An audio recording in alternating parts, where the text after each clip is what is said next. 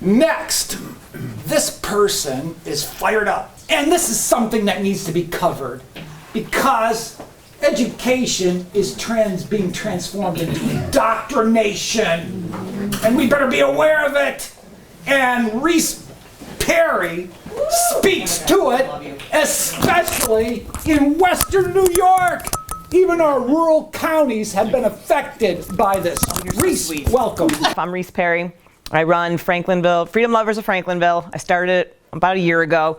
I don't know, I guess I'll repeat kind of like what I did at the, Freedom Seekers meeting. How I got started was because everything with COVID. All right, people got scared, they hid behind their doors, I got angry. Everybody has that one pivotal moment where something hits in you where you're like, okay, I'm angry enough, it's time to stand up and say something. That was my moment.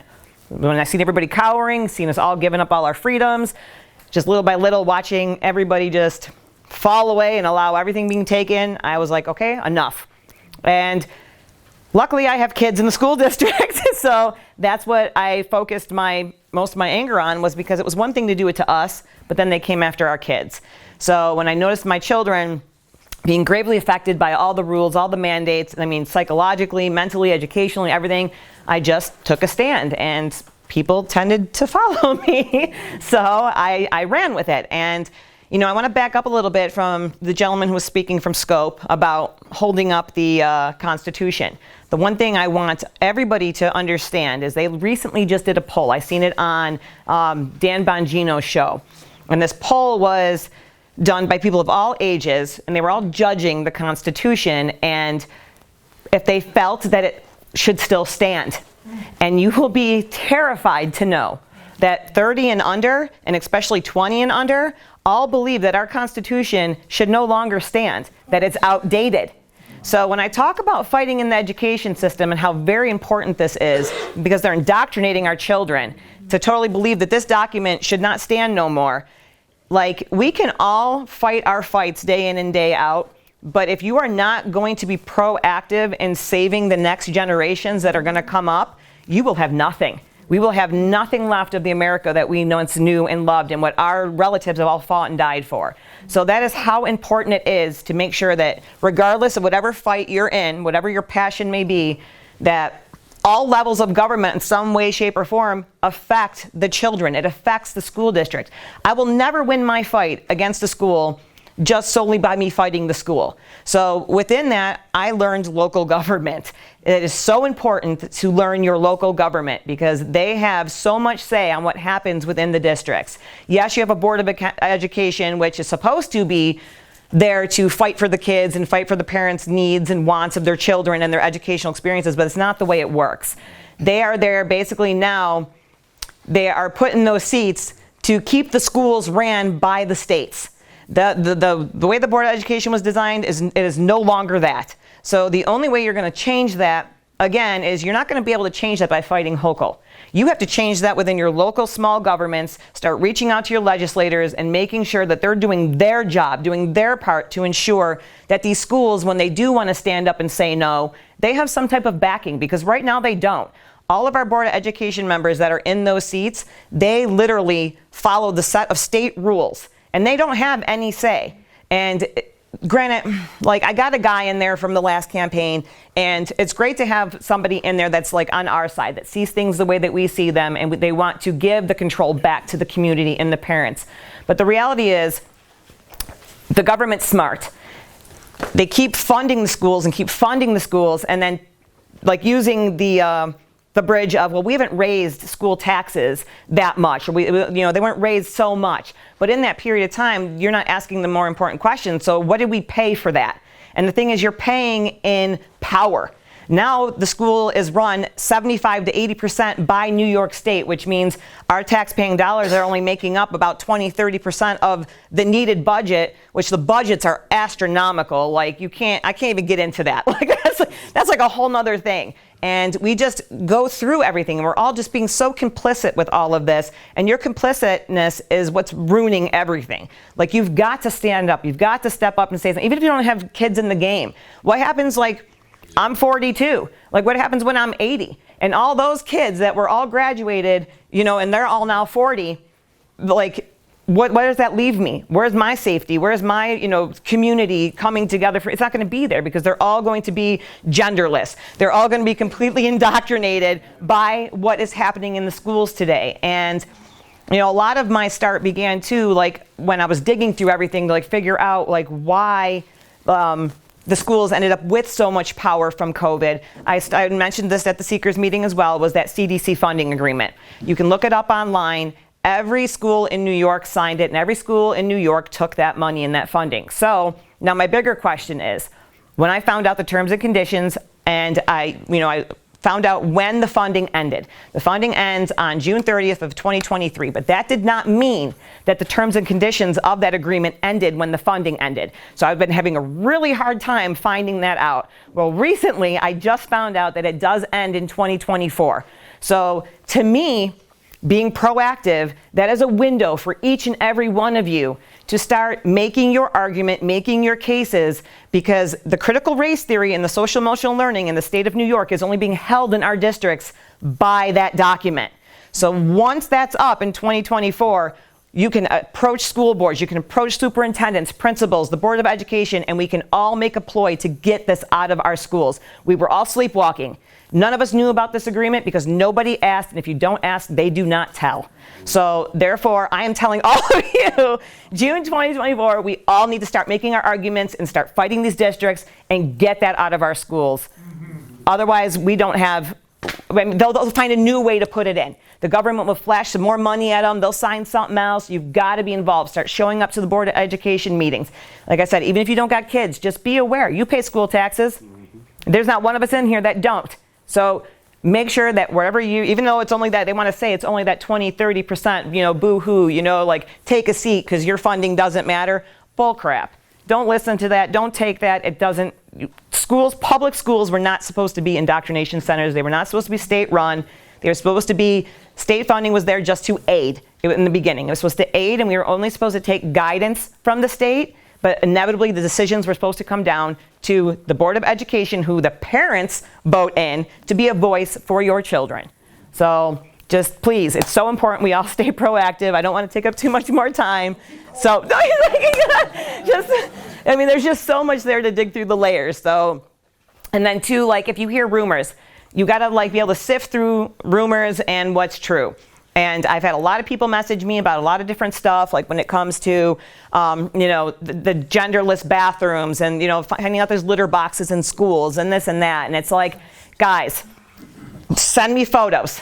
Send me something real. If you do not, I don't have a podium to speak on. This is just hearsay. So granted, these things might exist in inner city type schools. I can't contest to that. I'm very rural, we are here. So, we're kind of blessed in a sense because we have more conservative values out in the rural areas than so much so in the cities.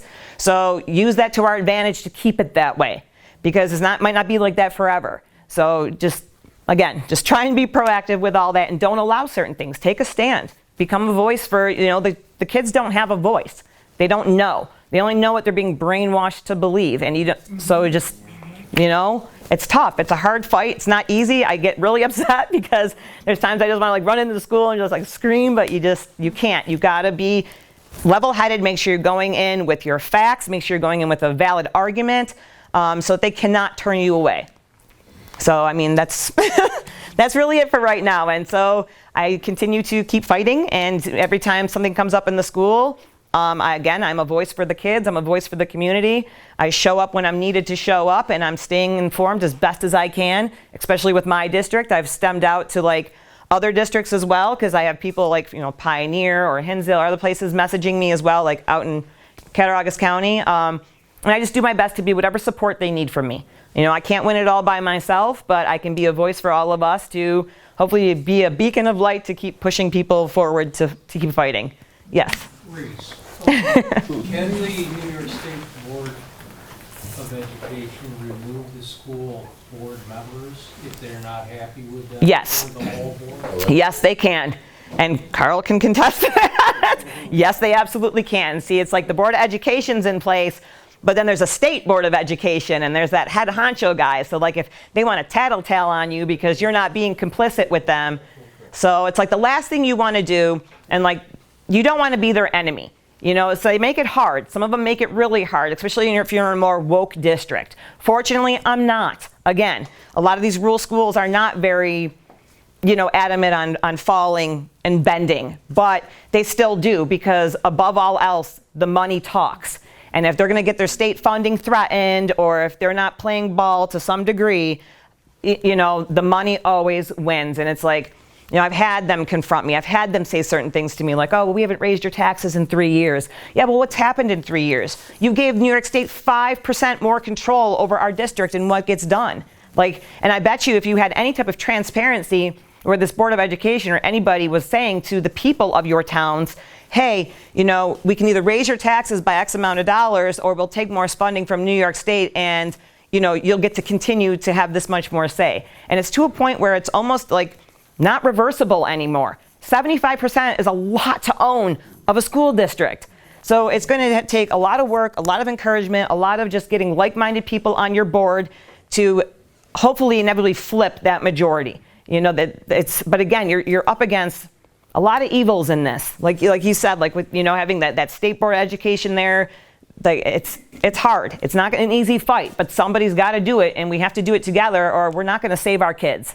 That's just the reality. So. Anybody else? Is the state school board elected? I don't know. I don't know about that. I know that a lot of, like, even what I've learned, like when I've been researching local government, when I talk to you guys about trying to become more involved in your local government, like, you got to look up to see, because if there's towns and villages, there'll be 2 separate boards. You'll have your village board, you'll have your town board, and look at the seats and like research what seats are coming up for elections and what those seats do. And the reality is, like, this is kind of sad, a lot of those seats don't come up for election, they're appointed. And they're appointed by your Republican and your Democratic committees.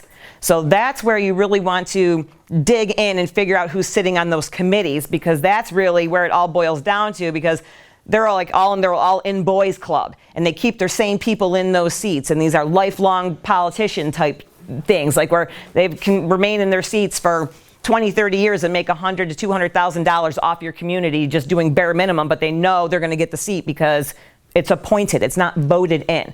That's the one thing I'm very disappointed in that I recently learned about my local government. But you just got to keep digging and keep finding solutions.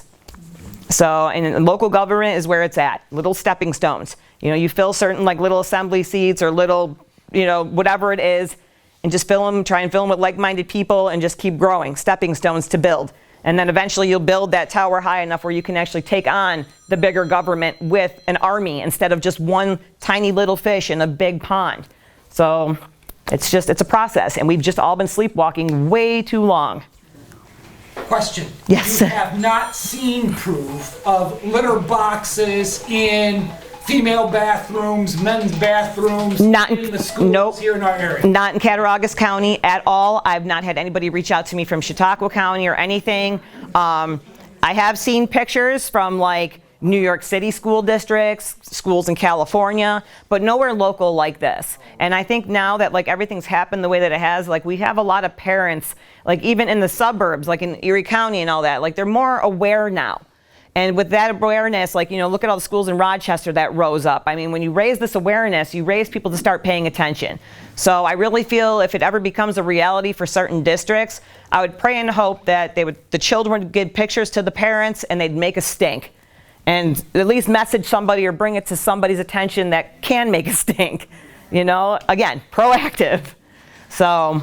I work in 4 different school districts in this county off and on. There are gender-neutral bathrooms. There are. What I have seen is they're single-stall, standalone bathrooms.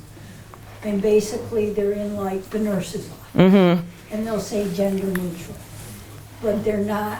There's only one person in the bathroom at any time. See, the thing with the gender-neutral bathrooms, all right, I'll talk a little bit on that, because that all stems from the gender identity policies that they had to put in place in every school in New York State. It is not law that they have these policies, but it comes down to a civil rights issue. And so the schools, do not by law have to have gender identity policies in them, but they're doing it to be, again, proactive, to avoid any type of lawsuits or any type of anything that can come down to a civil matter. So what I suggested to a lot of schools is, again, by being proactive, why don't you partake in help molding these gender policies? Because we're not going to avoid having them. They're going to be there whether you or I like it or whatever we think, okay? And I had said that too. I know a parent of a transgender child, and it was the same thing with her. Like, she understood the fight, she understood that, whatever, but at the same time, she wanted to make sure too, from her standpoint, that no matter where she sent her child to school, that her kid would be safe. So you got to see it from both, I guess, aspects, whether we agree with it or not. So a gender-neutral bathroom, I think, eliminates maybe the transgender child going into its born same-sex bathroom type thing where things can happen. So again, it comes down to safety and then that civil rights issue. So a lot of people, again, you just sleepwalk through it. You hear, oh, they have a gender policy, and then you get all up in arms, you get all upset, and instead of going in and actually trying to have a real conversation with your Board of Education and say, well, what can we do to pause this policy before it gets put into effect? What can we do to change the language? Can I get a copy of this said policy? And challenge it. Challenge it, get your 3 minutes that they allow you to speak before they shut you up, and challenge it. And try to help mold it to protect the other children. Because they're going to be there whether we like it or not. We're in that time of, unfortunately, of life. It just is what it is. So again, be a part of the change instead of just complaining about it. That's really the best advice I can give to people. At least they're giving an option for a bathroom instead of just allowing all of them in, the boys and the girls. And as much as I hate compromising and meeting that middle ground as well, it's one of those situations, it is what it is. Pick your fights. Pick your fights and just try to ensure the safety of all the children, because that's really who it's about. It's not about what you and I think or how we feel. So, but the gender-neutral bathrooms are just a thing now. I don't think they're going anywhere until this whole issue stops getting fed in gasoline. So it's the popular thing now, unfortunately. It's what society's done. So, yes.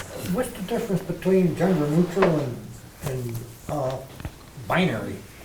I really don't know. I just know with the gender neutral basically means that any sex can use the bathroom. Whether you identify as a boy, a girl, a unicorn, the cat, whatever it is you want to do, it's a gender neutral bathroom for you to be in. And well, I'm confused. It's insane to me, but The train station who was in, I think it was a woman, but I'm not sure. They had mainly looks to it too. Yeah. Like a purse or something on the side, and it says, I'm non-binary. Yeah, to each his own, man. That is their sin to carry. That is their cross to carry. Whatever it is, that is all them. I don't care as long as it's, they keep it to themselves. It's not being pushed and thrust upon the innocent. Whatever you choose to do, that is your choice. Keep it out of my kid's school. That's it. That's where I stand with that. Yes. Have you found it to be more democratic? Yes. More Democrats doing this crap? Yes, it's very much more a Democrat liberal mindset than it is a conservative Republican mindset. But even with that being said, I've had many conversations with people about, the whole Democrat and Republican type situation. And the reality is even as a Republican, our party is very tainted. Our party is very corrupt right now. And I don't think that we are going to ever make any change until we clean up our party. And that is one of the biggest things why we need to get Carl in Congress, because he's not a rhino. He's going to do what's best for the people, and that's what we need. We have so much corruption in the Republican Party, and being complicit is being just as guilty as being liberal or being Democrat. So I don't care what you label yourselves, just right is right and wrong is wrong, period. So but it is. It's a very much more liberal mindset. It's their agenda, 100%. Great. One more question. Yes, honey. If they start to launch another so-called pandemic, what do you foresee in your school districts? What are the plans ready to do this time around? See, I really don't know. Do I think another pandemic might be coming? Possibly. Joe Biden speaks about it. You know what I mean? He says that he's planning for another one. We need funding, not just to push this shot, but to push that other pandemic. So do I think it could be coming? Absolutely. And the problem with every school district is the New York State Department of Health. Our government gave them unlimited ultimate power. So at this point, it doesn't even matter what legislation says, what anybody says, they gave them that power to take the heat off themselves. So you got to kind of stand together and move as one if we're ever going to beat them, because they have the ability to shut that school down, fine the school, do whatever it is they want to do to the school. So therefore, that makes your educators complicit, because they have to be, because they want to keep in-person instruction. But isn't that the biggest plan, though, of all? You know, like I've seen proof of it, that they want to shut schools down. They want to make kids go virtual. They don't want them in learning. So even though it's like a double-edged sword there, you know, because your educators are following the rules and they're going along with everything because they want to stay open, they want to stay in their jobs, they want to keep things flowing and keep kids in person. But at the other end, that's not really the end goal. You know, I mean, it all goes kind of hand in hand with that whole quarantine isolation thing. Like it's all about control. And if they can shut the schools down for that little bit and then not reopen until you are willing to stand in line, walk in line, be that good soldier, like it's the bigger plan. But I don't want to contest that because that's all conspiracy at this point, hearsay. But they are going to plan for another pandemic, and I don't know. I want to have faith that maybe after this, more parents would be apt to want to stand up and keep fighting. But I don't know. I always try to stay positive. I don't want to be discouraged. But the second mask dropped, everybody kind of fell away. And it was like, you guys, seriously. Like that, it's a ploy. It is just a way to keep you quiet. They give you, it's like that, you know, they give you that little bit just to satisfy you, and they get you to go away, and then they're doing stuff behind the scenes, and nobody's paying attention anymore. And the masks were visual, and because it was visual, that's when people all wanted to come and rally and make something of it, because they could see it. But just because you can't see it doesn't mean it isn't there. So I don't know, I want to have, you know, that faith, that hope that it'll be better, and that parents will do better this time around and not let this stuff happen.